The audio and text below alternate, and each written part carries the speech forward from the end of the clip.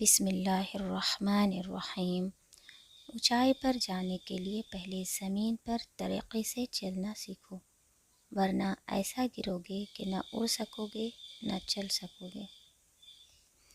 ہمیشہ خوش رہا کریں، کیونکہ یہ بہترین انتقام ہے ان لوگوں سے جو آپ کو اداس دیکھنا چاہتے ہیں۔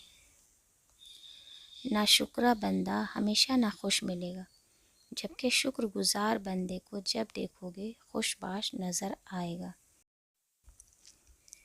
کسی کی جگہ لینا اور کمی پوری کرنا دو الگ الگ باتیں ہیں۔ جگہ لی جا سکتی ہے لیکن کمی پوری نہیں ہو سکتی۔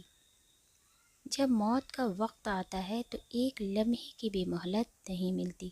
دعا کیجیے میرا اور آپ کا خاتمہ ایمان پر ہو، آمین۔ جب انسان میں عاجزی پیدا ہوتی ہے تو وہ ایک چیونٹی کو بھی نقصان پہنچانے سے ڈرتا ہے۔ انسان تو دور کی بات ہے، اس کو بھلائی کرنے کی اتنی عادت ہو جاتی ہے کہ اپنے ساتھ برا کرنے والوں کے لیے بھی ہدایت کی دعا مانگتا ہے۔ پھر ایسے انسان کا اللہ تعالیٰ عز و جل کبھی برا نہیں ہونے دیتا۔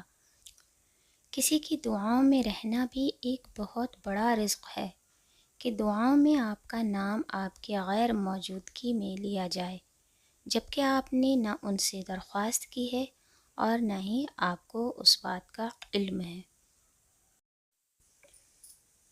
مائیں مرتی نہیں، مائیں ہمیشہ دل میں زندہ رہتی ہیں۔ ہر خوشی اور غم کے موقع پر دل میں یاد بن کر یا آنکھ میں آنسو بن کر جی اٹھتی ہیں۔ ہمیشہ اس وقت بولیں جب آپ کو احساس ہو کہ آپ کے الفاظ جو آپ کہنے جا رہے ہیں آپ کی خاموشی سے زیادہ خوبصورت ہیں۔